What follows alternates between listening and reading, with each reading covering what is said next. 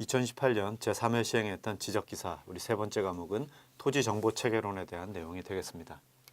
첫 번째 문제, 지적도면 전산화 사업으로 생성된 지적도면 파일을 이용해서 지적 업무를 수행할 경우 기대되는 장점으로 옳지 않은 것은, 도면에 대한 전산화를 여러분이 보시는 겁니다. 그래서 일반 어떤 그 토지 대장이나 이런 부분들 전산화, 또 물론 전산화 작업이 되겠지만 도면에 대한 전산화, 그러니까 뭐 스캐닝 작업을 한다든지 디지타이징 작업을 한다든지 하는 그러한 내용을 통해서 지적 업무를 얼만큼 이제 효율적으로 우리가 다룰 수 있느냐라는 걸 찾으시면 되는데, 첫 번째, 지적 측량 성과의 효율적인 전산 관리가 가능하다. 측량 성과를 통해서 그것을 전산화하는 게 효율적으로 우리 전산할 수 있다. 그렇죠. 두 번째, 토지 대장과 지적 도면을 통합한 대민 서비스의 질적 향상을 도모할 수 있다. 기본적으로 토지 대장에 대한 문서에 대한 부분하고 도면에 대한 부분을 통합을 했기 때문에 따로따로 뭐 토지 대장은 전산 발급이 가능했는데 뭐 도면은 어떤 뭐 예전에 관리하던 그대로 처리를 해야 된다라고 한다면 여러 가지로 좀 불편한 부분이 있겠죠. 그래서 서비스에 대한 질적 향상이 요구된다, 도모될 수 있다라는 것도 옳은 설명이 되겠습니다. 세 번째, 공간정보 분야의 다양한 주제도와 융합을 통해서 새로운 컨텐츠를 생성할 수 있다. 이것도 뭐 물론 이제 뭐 얘기가 느낌이 바로 오는 얘기는 아니지만 아무튼 공간정보 분야에 다양한 주제도가 있고요. 그러니까 지금 얘기에서 지적 도면하고요. 지적 도면 이전에 공간 분야, 공간 정보 분야에 대한 이런 부분이 서로 융합을 할 수 있다라고 한다면, 물론 이제 그 전에 공간 정보 분야에 대한 주제도 이런 부분들은 수치화되고 전산화가 됐다 이런 가정하에 이미 되어 있었고, 거기에 대한 지적 도면하고를 이렇게 융합을 하게 되면 뭐 중첩 분석이라든지 다양한 분석, 공간 자료 등을 얻을 수 있다. 새로운 공간 자료 등을 얻을 수 있다. 이렇게 얘기할 수 있습니다. 그래서 1, 2, 3번은 전부 이제 옳은 설명이다라고 볼 수가 있다면, 네 번째, 원시 지적 도면의 정확도가 한층 높아져서 지적 측량 성과의 정확도 향상을 기할 수 있다. 지적 도면의 정확도가 향상이 될 수 있다. 원시 도면 그 자체를 새로 우리가 측량 기법에 의해서 만드는 것이 아니라, 지금 전산화 사업이라고 한다는 것은 스캐닝 작업을 통해서 또 디지타이징을 했다라는 내용이 됩니다. 그러니까 정확도라고 하는 것, 원시 도면의 정확도를 훨씬 뛰어넘는, 한층 뛰어넘는 그러한 도면의 어떤 전산 도면을 만들 수 있다라고 하는 것은 좀 어려운 얘기가 되는 거죠. 원시 도면의 그 정도의 정확도보다 오히려 떨어질 수 있다, 이렇게 볼 수가 있고요. 정확도가 향상이 된다라는 것은 어떤 그 지적 도면을 만들어가는 과정 가운데서, 전산 도면을 만들어가는 과정 가운데서 발생할 수 있는 오류가 분명히 있기 때문에 이런 작업 공정을 어떻게 하느냐에 따라 달라질 수 있지만, 현행의 지적 도면을 전산화하는 작업 시스템 가지고서는 정확도 향상을 기할 수가 없다, 이렇게 볼 수가 있습니다. 4번이 답이 되겠고요. 두 번째, 전산화, 지적 전산화의 목적으로 가장 거리가 먼 것은, 역시 지적 전산화에 관한 내용입니다. 토지정보 체계론이다 보니까요. 첫 번째, 지적 민원 처리의 신속성. 그래서 신속하게 우리가 민원을 처리할 수 있다. 그러니까 컴퓨터와 연계한 그런 작업 등을 통해서 어떤 뭐 도면을 직접 뭐 종이 도면을 뒤져보고 이러는 것이 아니라요. 대장을 직접 막 이렇게 하나씩 찾아보는 것보다 우리 컴퓨터에서 어떤 우리 컴퓨터 여러분 사용하시면 컨트롤 F 같은 키를 눌러보면 어떤 뭐 문자 특정한 단어 같은 것 등을 우리가 찾아볼 수가 있겠죠. 컨트롤 키에다가 F 기능을, 파일을 소팅하는 그런 기능을 우리가 찾아보시면 뭐 간단하게 이제 문서들을 볼 수가 있겠죠. 아무튼 신속하게 얻을 수가 있다. 두 번째, 전산화를 통한 중앙 통제. 이게 보면 중앙 통제라고 하는 것은 전산화를 통해서 그 중앙에서 어떤 데이터들을 관리하고 거기에 대한 정보 등을 볼 수가 있다, 뭐 이렇게 얘기할 수가 있는데, 사실은 중앙 통제라기보다는 각각의 개별적인 개별 소관청에서 내용 등을 수정을 하고 편집을 할 수가 있게 되는 거죠. 이걸 만약에 중앙에서 다 통제를 한다라고 한다면 모든 데이터가 중앙으로 집중이 돼야 된다. 물론 이제 집중과 분산이 같이 연계가 돼야 된다라고 얘기할 수가 있지만, 전산화를 통해서 모든 것을 중앙에서 통제한다라고 하는 것은 좀 어려운 얘기가 되겠습니다. 그래서 분산 구조로 되어 있다라는 것 여러분이 좀 기억을 해 두실 필요가 있겠고요. 세 번째, 관련 업무의 능률과 정확도 향상. 토지 관련 정책 자료의 다목적 활용. 그러니까 정확도 향상이라든지, 그러니까 관련 업무가 능률적이 되고요. 관련 업무의 정확도. 앞으로 있을 그러한 전산화. 우리 이전 문제에서는 기존의 도면, 원시 도면을 가지고 전산화를 했다라고 하니까 정확도 향상이 기대할 수가 없다라고 말씀을 드렸는데 향후에 애초부터 우리가 전산화 작업을 시행을 하게 된다면 작업에 대한 정확도 그러니까 시점이 어디냐에 따라서 이게 이런 얘기가 될 수가 있고 다른 그러한 설명이 될 수도 있다라는 거죠. 그래서 중앙 통제라고 하는 것 분산 구조를 여러분이 이해하시면 되겠고요. 43번 다음 중 일반적인 수치 지형도의 제작에 가장 많이 사용되는 방법은 뭐냐? 일반적인 방법입니다. 그러니까 수치 지형도를 만드는데 코고라는 방법 이용될 수 있겠죠. 코고를 통해서 컴퓨터랑 연관을 지어서 수치 지형도를 만들 수 있는데 이것은 지상 측량에 관한 그런 부분이 됩니다. 그러니까 넓은 지역을 동시에 작업을 한다라고 하는 일반적인 방법에는 조금 이제 미흡하다라고 볼 수가 있고요. 그 다음에 평판 측량은 이것은 뭐 전자 평판도 있긴 있겠지만 어떤 수치 지형도를 원활하게 하는데 이거는 좀 적절치 않은 방법. 디지타이징 같은 경우는 기존의 도면을 전산화하는 그러한 어떻게 보면 이제 편법에 가까운 그런 내용이 되고요. 그다음에 스캐닝 데이터, 그러니까 스캐닝해서 얻은 레스터 데이터를 벡터화하는데 쓰여지는 그런 기법 중에 하나다라고 얘기를 하지 수치 지형도를 제작하는데 전부 디지타이징으로 한다라고 얘기할 수는 없습니다. 그래서 가장 보편적인 방법은 항공 사진 측량, 비행기에서 사진을 찍어내는 겁니다. 그래서 그 사진을 통해서 수치 지형도를 만드는 거죠. 이것이 가장 적절한 방법이다라고 얘기할 수가 있습니다. 44번 기존의 지적도면 전산화에 적용한 방법으로 옳은 것은 기존의 기존에 있던 지적도면을 우리가 전산화를 해야 됩니다. 그럴 때는 어떤 방법을 하느냐? 앞선 문제에서도 말씀을 드렸지만 일단 스캐닝 작업을 하고요. 그 다음에 이것을 벡터화하기 위해서 디지타이징 작업을 하게 되겠죠. 그러니까 스캐닝 혹은 디지타이징 작업이 필요하다.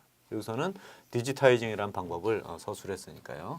원격 탐측 방법은 위성이나 항공기를 이용을 해서 지상에 대한 자원이나 어떤 그 환경 문제를 해결하기 위한 그런 방식이 되겠죠. 답은 3번이 되겠습니다. 45번 다음 중 속성 정보와 도형 정보를 컴퓨터에 입력하는 장비로 옳지 않은 것은 속성 정보 입력하는 방식을 우리가 찾는 건데요.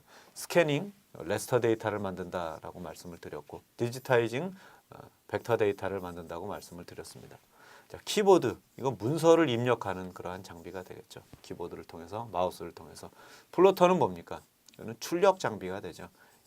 출력. 그래서 이제 프린터기나 어떤 화면이나 이것처럼 이제 대형 화면이나 이런 곳에다가 도면을 보여주는 도면을 프린트해주는 그런 부분이 이제 플로터, 프린터 그리고 이제 스크린에 의해서 보여주는 그런 장비들 출력 장비가 되기 때문에 입력 방식이 아니다. 3번이 답이 되겠습니다.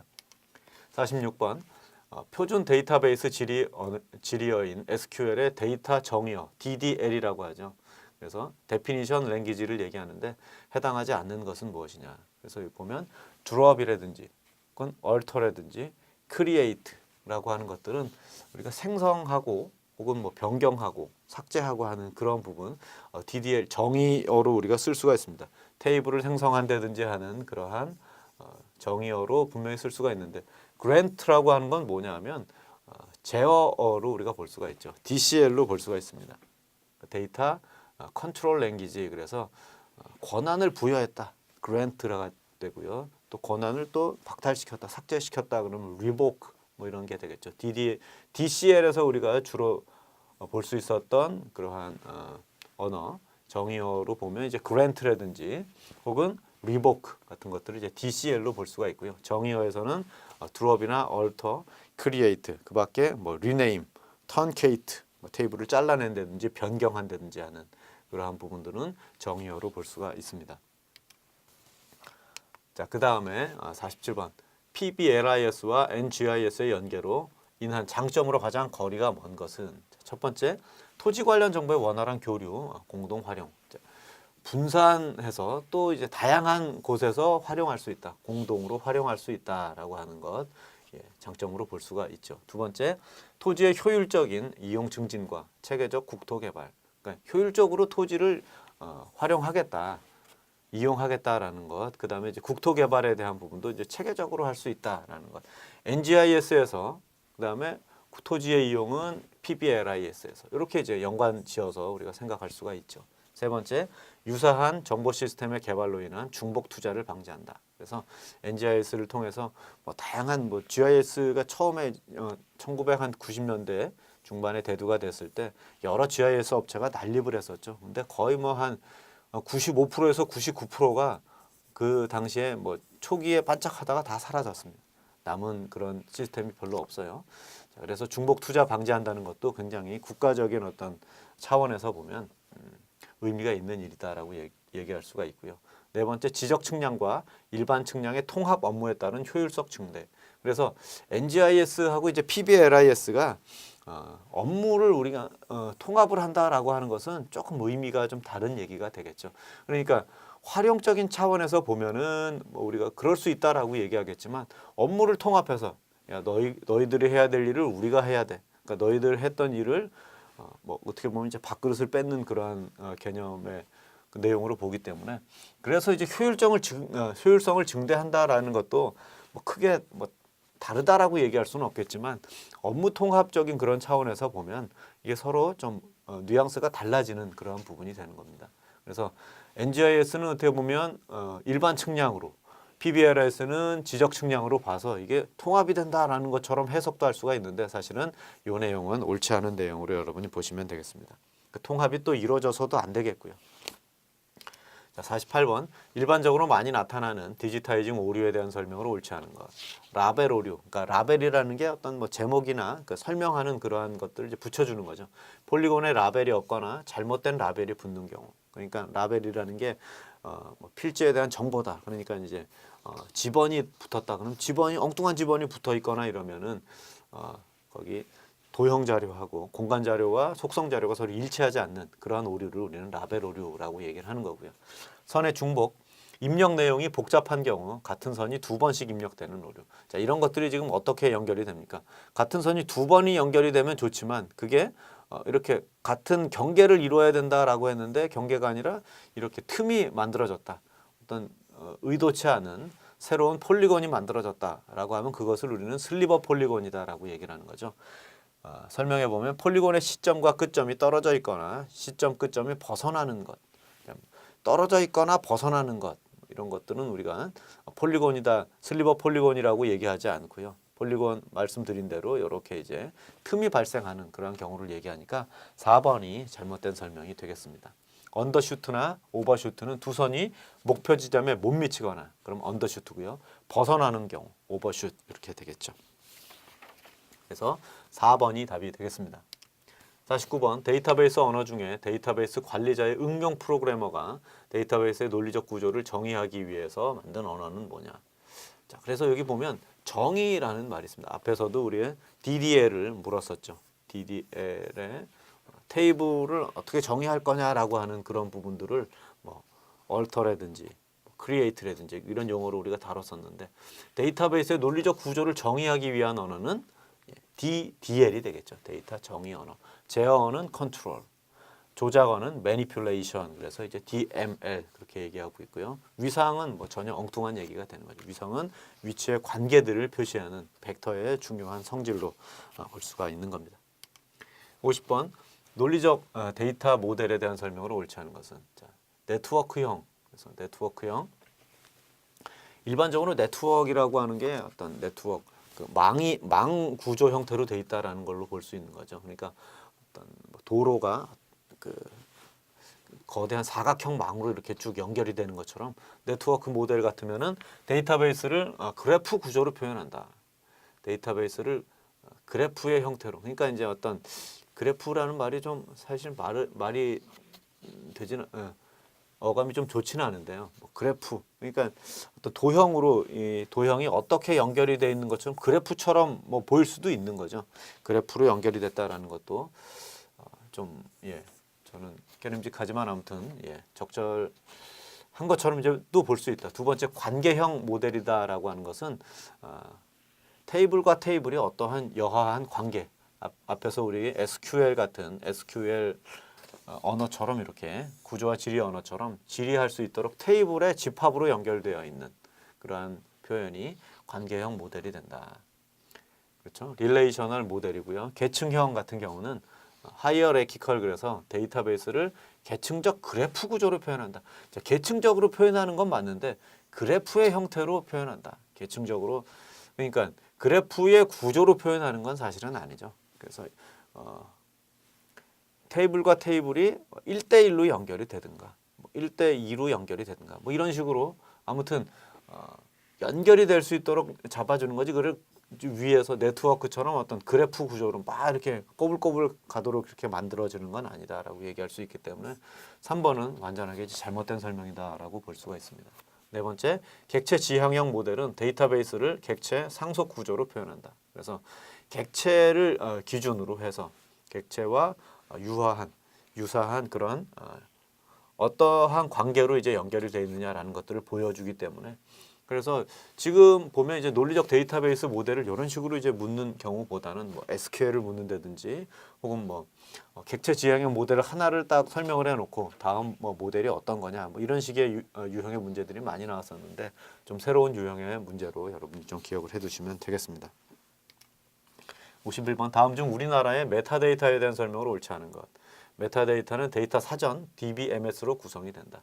메타데이터라는 건 여러분이 개념으로 많이 물었었습니다. 그러니까 다음 설명 중 뭐 다음이 설명하는 내용은 무엇이냐. 뭐 그래서 이제 메타데이터를, 근데 메타데이터라는 것은 데이터를 설명하는 데이터지 기본적인 어떤 공간 데이터는 아닌 거죠. 데이터의 어떤 이력이라든지 품질이라든지 이런 정보 등을 이제 표시해주는 데이터, 속성, 뭐 공간 형상, 특징이나 뭐 내용 이런 것들을 설명해주는 데이터다. 그래서 1번은 뭐 데이터다라고 얘기를 하니까 이제 잘못된 얘기가 되겠고요. 1995년 12월 우리나라 NGIS 데이터 교환 표준으로 SDTS가 채택됐고요. 국가기본도 공통 데이터 교환 포맷 표준안을 확정해서 국가 표준으로 제정했고요. NGIS에서 수행하고 있는 표준화 내용은 기본 모델 연구, 정보 구축 표준화, 정보 유통 표준화, 정보 활용 표준화, 관련 기술 표준화 등이 있다. 여기 이제 메타데이터에 대한 그런 설명으로 볼 수가 있죠. 52번, 행정구역도와 학교 위치도를 이용해서 해당 행정구역에 포함되는 학교를 분석할 때 사용하는 기법은 뭐냐.